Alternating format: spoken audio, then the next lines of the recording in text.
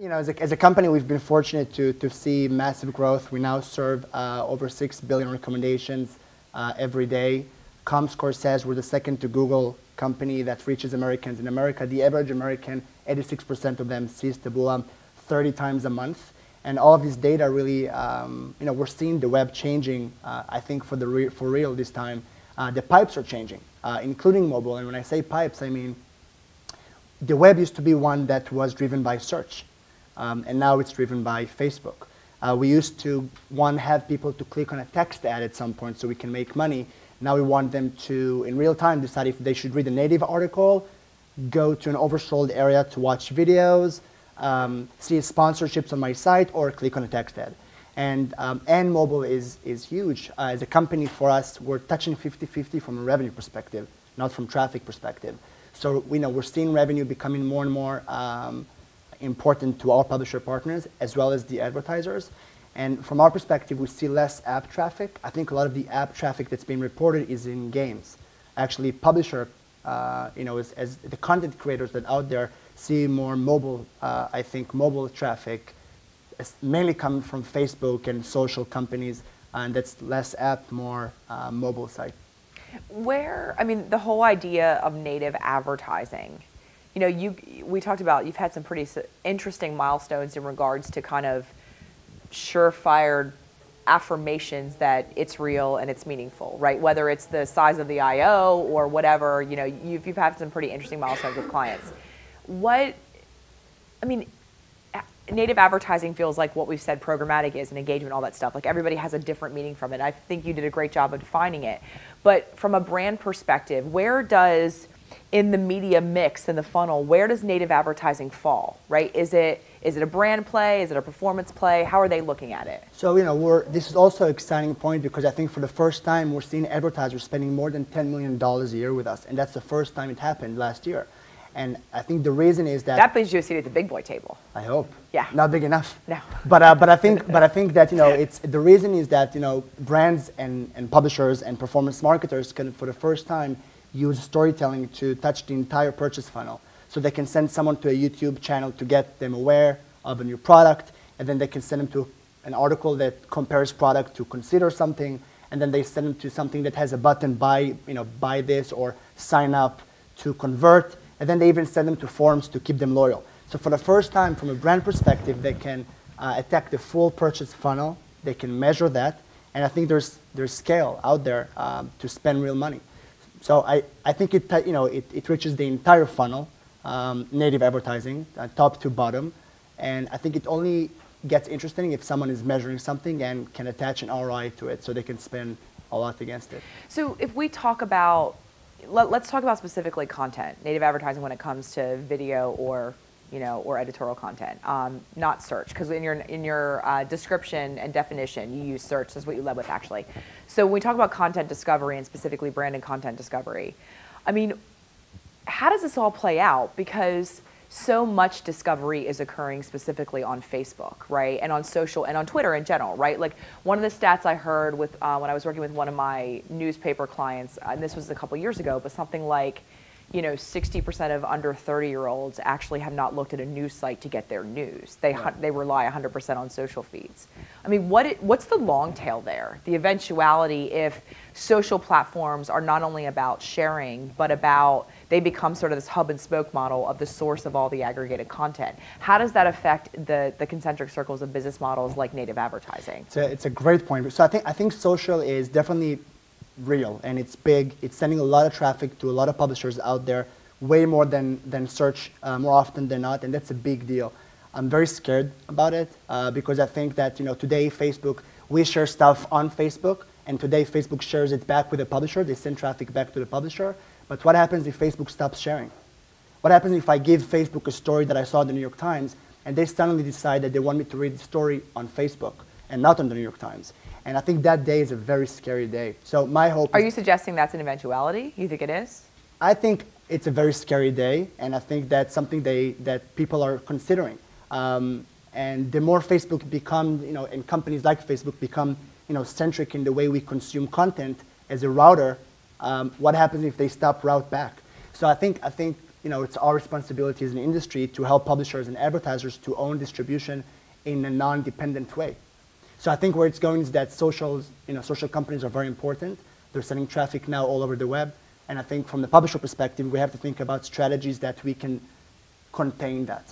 Well, I mean, this is an interesting sort of differing sort of almost 180-degree turn of the business challenge, right? Because we've been saying for a long time that brands as storytellers and relevance and the quality of the content and how they, relate to an audience is paramount and their focus. Right. And go to where your audience is. That's what good media activation is. But if you then add that layer of challenge on, that you also have to get really good at not just creating content that is compelling, but creating a destination that is compelling enough that if you hold the content into a gated garden only there, that people will come to it. I mean, how do brands manage that challenge? So I'm convinced that the future victors of this industry are people that are half creative and half distribution. So you have to be the best at creating amazing stories that cater to people that should care about what you just wrote about or you want to sell.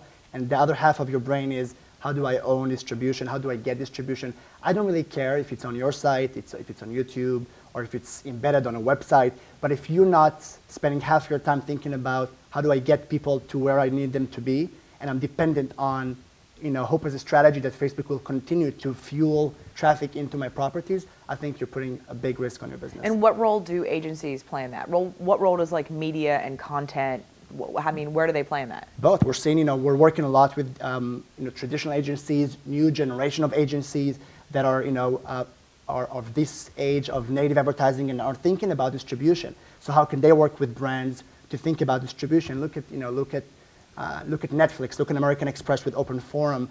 I mean, these guys are super sophisticated working with their agencies about go-to-market strategy around content and distribution, and that's different these days. I mean, so you're in the role of a CMO, right? And if you look at your budget right now at a point in time, what percentage of it do you allocate to pure play paid media versus how much of it do you allocate to drawing an audience to a destination where your content exists? Like in the food chain, what do you think it has more? And and from a measurement perspective, I don't really care about brand lift or anything. I just think from value, from the perception of the hearts and minds of consumers and audiences. What do you think is more impactful in the long term for a brand? Whatever drives ROI to you. We see now brands, major drink companies that work with us to drive people to a third-party page because they notice that if people read that article, they tend to tweet something or buy something 30 days after. Others are saying, for us, it's all about driving into a credible source, such as maybe our social channels, and others are building sites and they're becoming publishers, destination sites. The only thing that matters that I think differentiates successful brands from not successful brands are those that can spend money on all of these things, A/B test different experiences, personalization, discovery, social, mobile, all of that, and then attach some sort of KPI to success rate, some sort of ROI. Those that have done that are able to spend tens of millions of dollars, and those that are not are still stuck at marketing budgets. They're testing. And I think that's the main differentiation is what do I measure? We talked a lot today about data. So I think that's the key cultural change brands have to go through, which is I'm spending money, what do I want to get in return? Who is BS and who is real? And double down on real. What role do publishers play in helping brands get there, right? If you talk about, defining, so one of the things I heard in what you said is that brands are positioned to be more successful if they have a greater sense of specificity around what their desired outcome or their KPI is, their measure of success, right? I mean, in order to effectively measure that and determine that, but also it seems like to define that, the publisher has to play an active role in that. Right.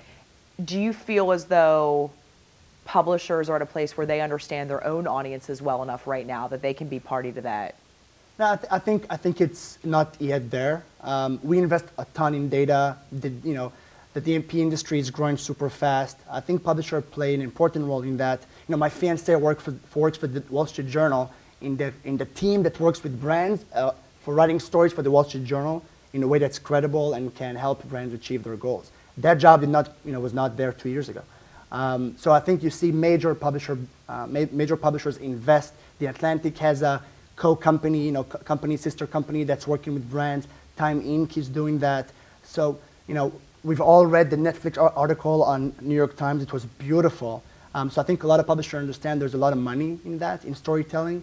And if you do it right, whether yourself or partnering with an agency or someone to help you do it, I think you can gain a big part of the budgets of native advertising. And that's, I think, where it's going. So is the eventuality that the line between advertorial and editorial, which have sort of been, from a journalistic perspective, has been very much so church and state, is that wall shorter and shorter? Is there more gray matter? Like, how is that morphing over time? Yeah, I think there's always going to be a policy and guideline, and we should follow those guidelines. I think that there should be a bridge between the church and state that allows them to understand the value of each other. Editors and writers should know the power of content, and they should get feedback back, data, what happened about my story, how many people tweeted it, came back to the site, how much revenue per article you generate. So that's not a commercial discussion. That should be an editorial discussion too, because you're part of the ecosystem now. Well, but I think there are, if we use the phrase, which I haven't heard in a long time, right, like digital natives. If you talk about publications that are digital only, came up, were born and bred digital, whether it's, Mashable or whatever, like these publications. But even if we look at those that are, pure technology publications like Wired or Fast Company, I mean, I got to tell you, if they're digital-centric publications, rather than sort of timeless brands like the Times or the Post, et cetera, the line between advertorial and editorial is pretty, the water's a little bit murky in between there, right? So I guess what I'm wondering is the idea of brands as publishers, like how far are those publishers going to let those brands into their business? Like at what point is there sort of, does it become arm's length, right? Co-creation is a really sexy word, but if fundamentally you're co-creating some of your content as a publication or a publisher, it's almost like, you're outsourcing some of your development. Like how do you manage that balance? I actually think it's, I don't think ads are bad. They're bad if they're bad. So, I mean, I think at the end of the day, all we should care about is value to consumers, right? So, like, we allow as a company when we recommend, we index 5 million sponsored articles today. So the likelihood we'll offer you something that you don't like. Let's say we offered you Kim Kardashian and you're not into Kim. So we allow you to exit out. And if you exit out, you'll never see Kim again on the web as long as we're there. Right. So I think there's, again, I think it's bad if it's bad. So if you get experience that you don't like, you feel cheated, you feel it was deceptive, then it's bad. But but the article in the New York Times about Netflix was fantastic. I read it twice. Yeah. So to me, I think it's all about how much you invest in value for consumers, how much you allow them to tell you if it sucks, and how much you're open for discussion. And if you are and you give people a choice, I think you have a long-term dividend on the success of that business. Okay.